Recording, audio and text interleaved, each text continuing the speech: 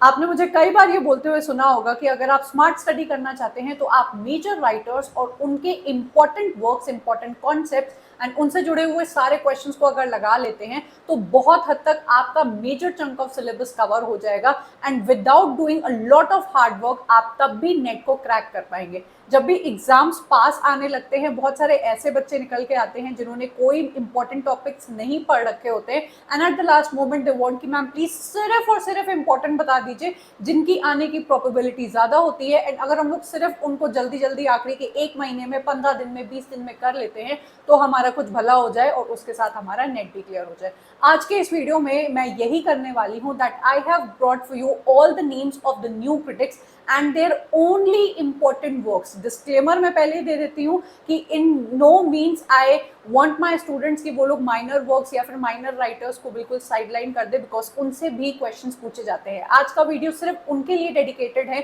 जो आप and time पे सिर्फ इंपॉर्टेंट को कंज्यूम करना चाहते हैं। आप जज भी कर सकते हो इस वीडियो से कि मैंने इंपॉर्टेंट वर्क को पढ़ा या मुझसे छूट तो नहीं गया, या फिर जिन लोगों ने बिल्कुल ही नहीं पढ़ रखा है वो इस वीडियो को देख के फटाफट इस पर्टिकुलर पूरे सेक्शन को कवर कर सकते हैं। So let's go. New criticism के अंदर आने वाला जो सबसे पहला राइटर है वो है विलियम एम्सन, जिसका एक वर्क आपको जरूर से करके जाना है, गलती से भी नहीं छोड़ के जाना है, which is 7 types of ambiguity.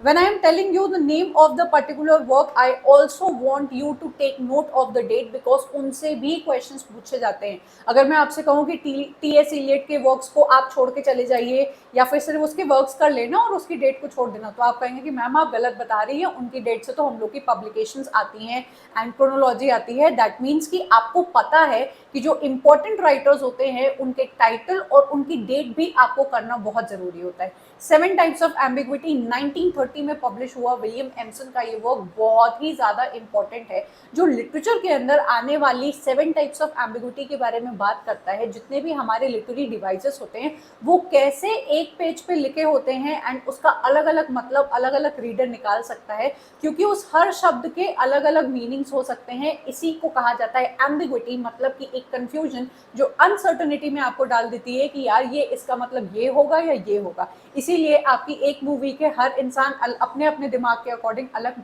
मतलब निकाल देता है, क्योंकि शब्दों में होती है एम्बिग्विटी, और यही ये समझाने की कोशिश करते हैं अपने इस वर्क के अंदर। मैं क्वेश्चंस भी आपके लिए लेके आई हूँ ताकि आप साइड बाय साइड देखते जाओ कि जो मैम बता रही हैं वो हवा में बता रही हैं या फिर उससे क्वेश्चंस पूछे जाते हैं। 7 types of ambiguity was published in the year 1930। देखो अभी तो आपके लिए इस चीज को क्लिक करना आसान था क्योंकि मैंने आपको जस्ट बताया एंड जस्ट आपने इसको क्लिक कर लिया, लेकिन जस्ट इमेजिन कि आप जब पूरा लिटरेचर पढ़ के जाते हो तो आपके लिए कितना इंपॉर्टेंट हो जाता है या कितना डिफिकल्ट हो जाता है उन चीजों को याद रखना जो आपको पता भी नहीं है कि इंपॉर्टेंट है या नहीं है। सो 7 टाइप्स ऑफ एम्बिग्विटी 1930 में पब्लिश हुआ इंपॉर्टेंट वर्क है। इसको डिटेल में पढ़ना चाहो तो मैंने फुल कोर्स बना के रखा है, आप वहां पर जाकर पढ़ सकते हो। अगर आप फ्री सर्विसेज चाहते हो तो आप मेरे यूट्यूब से जुड़े रहिएगा, मैं यहाँ पर भी ये पढ़ा दूंगी, ठीक है। आइडेंटिफाई द करेक्ट पेयर्स, यहाँ पे देख सकते हैं कि आपको मैच द फॉलोइंग वाले क्वेश्चंस काफी पूछे जाते हैं जहाँ पे करेक्टली पेयर करने को पूछा जाता है। तो यू कैन क्लियरली सी कि विलियम एम्सन का ये जो वर्क है 7 टाइप्स ऑफ एम्बिग्विटी वो आपसे पूछा गया है। अगले क्वेश्चन एंड अगले राइटर की तरफ चलेंगे जो है I.A. Richards, a very very important writer from the point of view of new criticism. इन्होंने ही प्रैक्टिकल क्रिटिसिज्म की शुरुआत की थी। कंफ्यूज मत होना, न्यू क्रिटिसिज्म अलग है, प्रैक्टिकल क्रिटिसिज्म अलग है। इनके द्वारा किया गया जो प्रैक्टिकल एक्सपेरिमेंट जो इन्होंने एक्चुअल में प्रैक्टिकली किया था अपने स्टूडेंट्स के ऊपर एंड उसके बाद एक पूरी थीसिस बनाई थी कि आपको किसी भी काम को जज करने के लिए राइटर के, उसके ऑथर के biographical context and historical context को ध्यान में रखने की कोई नीड नहीं है। इन्होंने अपने स्टूडेंट्स को बहुत सारी मतलब एक पोएम बांट दी थी सारे बच्चों को, अपनी सपोज पूरी क्लास में फोटोकॉपी करके बांट दी होगी और कहा कि कल इसका आप लोग एनालिसिस या समरी लिख कर लाओगे। जब रिस्पॉन्सेज आते हैं बच्चों के, जो कि स्टॉक रिस्पॉन्सेज के नाम से जाना जाता है, जो आपके यूजीसी नेट ने इतनी सी छोटे पॉइंट भी आपसे पूछ रखा है कि जो बच्चे इनको रिस्पॉन्सेज देते हैं उन रिस्पॉन्सेज को क्या कहा जाता है, उनको स्टॉक रिस्पॉन्सेज कहा जाता है। ये मैं आपको बता दूं, आया हुआ है आपके रिसेंट एग्जाम्स में। तो ये शॉक्ड हो गए थे इस बात को जान के कि हर बच्चा एक ही पोइट्री के अलग अलग एनालिसिस करके आता है। तो जिस तरीके से हम लोग एक शब्द के अलग अलग मतलब निकाल सकते हैं, उससे पता लगता है कि एक काम अपने आप में कितना एम्बिगुअस होता है या फिर उसको उसके ऑथर की कॉन्टेक्स्ट की नीड नहीं होती है। आई ए रिचर्ड्स के ये दो work, principles of literary criticism 1924 and practical criticism a study in literary judgement 1929 are very very important. I A Richards के और भी बहुत सारे वर्क्स हैं जो इंपॉर्टेंट भी हैं एंड आपके एग्जाम में आए भी हुए हैं, मैंने ऑलरेडी अपने कोर्स में पढ़ा के रखा है। आप इंटरेस्टेड हो तो एक बार जरूर से चेकआउट करिएगा। क्वेश्चन आप यहाँ पे देख लीजिए, प्रैक्टिकल क्रिटिसिज्म यहाँ पे दिया हुआ है एंड आपको मैच करना है, आई ए रिचर्ड्स का वर्क है। तो आपको कंफ्यूज नहीं होना है कि अरे यहाँ पे तो न्यू क्रिटिसिज्म भी लिखा हुआ है। आपके आई ए रिचर्ड्स न्यू क्रिटिसिज्म के अंदर आने वाले एक राइटर हैं, लेकिन वो जुड़े हुए हैं from the topic of practical criticism, क्योंकि ये इन्होंने ही एक्सपेरिमेंट किया था और दुनिया के सामने ये लेकर आए थे। ठीक है, Which two of the following are the works by I.A. Richards? तो मैंने आपको अभी जो दो नाम नहीं बताए वो भी आपके एग्जाम में पूछे गए हैं, जो आपको शो करता है कि माइनर वर्क से भी क्वेश्चंस आते हैं। अगर आपके पास टाइम है तो इनको पूरी तरीके से पढ़ो। मैं कभी भी अपने बच्चों को ये नहीं बोलूंगी कि हाँ बाकी चीजें छोड़कर चले जाओ और इक्का दुक्का काम कर लो। This will be like I will be doing wrong to you people. लेकिन अगर आप चाहते हो कि सिर्फ इंपॉर्टेंट वर्क्स का पता लग जाता तो वो मैंने आपको ऑलरेडी बता दिए। ठीक है, क्लीनेथ ब्रुक्स का अगला वर्क जो है वो है well brought on studies in the structure of poetry. मैं आपको बता दूं कि क्लीनेथ ब्रुक्स बहुत इंपॉर्टेंट राइटर हैं जो पोएट्री की बहुत अच्छी एनालिसिस करने के लिए न्यू क्रिटिसिज्म के अंदर जाने जाते हैं। इनका पोएट्री को देखने का जो तरीका था वो बिल्कुल अलग था एंड इस पर्टिकुलर वर्क के अंदर ध्यान दीजिएगा, ये है आपकी बुक का नाम और ये है एक एस्से का नाम जो इसी बुक के अंदर आता है। कुछ 11 चैप्टर्स में इन्होंने ये वाला पर्टिकुलर वर्क लिख रखा है जिसके अंदर आपका एक चैप्टर या फिर एक एस्से आता है, हेरेसी ऑफ पैराफ्रेज। आप सबको पता है कि जब हम लोग मास्टर्स एंड या फिर अपने ग्रेजुएशन की तैयारी करते हैं तो पूरे इंग्लिश के टेक्स्ट नहीं पढ़ते जाते हैं। जल्दी से इंटरनेट से कोई हम लोग ऐसी समरी ढूंढ लेते हैं, पैराफ्रेज ढूंढ लेते हैं या फिर किसी भी कोई ऐसा वीडियो ढूंढ लेते हैं जिसमें किसी ने एक पोएट्री को बस थोड़ा सा समझा के रखा होता है। तो इस चीज को हम लोग कहते हैं पैराफ्रेजिंग। जब आप एक एक्चुअल ओरिजिनल वर्क को थोड़े कम शब्दों में कुछ डिटेल्स को हटाकर एक आपको नॉर्मल एनालिसिस करा देते हैं या समरी दे देते हैं। आपके क्लीनेथ ब्रुक्स ने कहा है कि ये पाप है, ये हेरेसी है, एक पोएट्री के साथ ये नहीं करना चाहिए क्योंकि आप उसके ओरिजिनल फील को, उसके ओरिजिनल शब्दों को पैराफ्रेजिंग करते समय बिल्कुल ही अवॉइड कर देते हो और ये एक पोएट्री के साथ नहीं होना चाहिए। ठीक है, इससे आपका क्वेश्चन पूछा गया है वेल ब्रॉट ऑन किसका वर्क है, तो ये आपके क्लीनेथ ब्रुक्स का वर्क है। देन आपका फिर से दोबारा ये जो टर्म है वो रिपीट हुआ है। तो अगर मेरा आज का वीडियो आप बहुत अच्छी तरीके से पूरा मन लगा के कंज्यूम करते हो और लिख लेते हो और लर्न कर लेते हो, ट्रस्ट मी ऑन दिस, आपके न्यू क्रिटिसिज्म से बहुत सारे क्वेश्चंस ऐसे ही चुटकियों में बन जाएंगे। ठीक है, सो अब अगला हमारा राइटर है FR ल्यूइस, जो कि बहुत ज़्यादा इंपॉर्टेंट है। He is known for his journal जिसका नाम है स्क्रूटनी। अपने बाकी न्यू क्रिटिक राइटर्स भाइयों के साथ ये रहते तो है, लेकिन इनकी जो थ्योरी है क्रिटिसिज्म में वो थोड़ी सी हटके है, थोड़ी सी अलग है। ये रेजोनेट करते हैं with the theories of Matthew Arnold and T.S. Eliot, जहाँ पे कल्चर एंड ट्रेडिशन के बारे में भी ये बात करते हुए आपको अपने एक एस्से में दिखाई देते हैं। इनके दो इंपॉर्टेंट वर्क्स के बारे में मैं अगर बात करूं तो ये है new bearings in English poetry 1932 and the great tradition 1948, जो आई होप हर बच्चा जानता होगा कि this is his most important work, जिसके अंदर ये बताते हैं कुछ विक्टोरियन राइटर्स को एनालाइज करके कि these are the 4 most important writers जिनको आप फॉलो करेंगे तो आप ग्रेट ट्रेडिशन का पार्ट बन जाते हो। Jane Austen, George Eliot, Henry James, Joseph Conrad, जिसमें से ये जेन ऑस्टिन को बोलते हैं the epitome, the centre of all the main novelist. अगर आपने इनके वर्क्स को फॉलो कर लिया then you will become the part of the literary canon और द ग्रेट ट्रेडिशन। तो इनके जितने भी वर्क्स हैं अगर आपने पढ़ रखे हैं, आप नोटिस करेंगे कि अपने हर वर्क्स के अंदर ये क्या करते हैं, जैसे न्यू बियरिंग्स के भी अंदर, ग्रेट ट्रेडिशन के अंदर, इनके और भी बहुत सारे वर्क्स हैं। उस सारे वर्क्स में कहीं पे इन्होंने रोमांटिक राइटर्स को एनालाइज कर रखा है, कहीं पे विक्टोरियन राइटर्स को।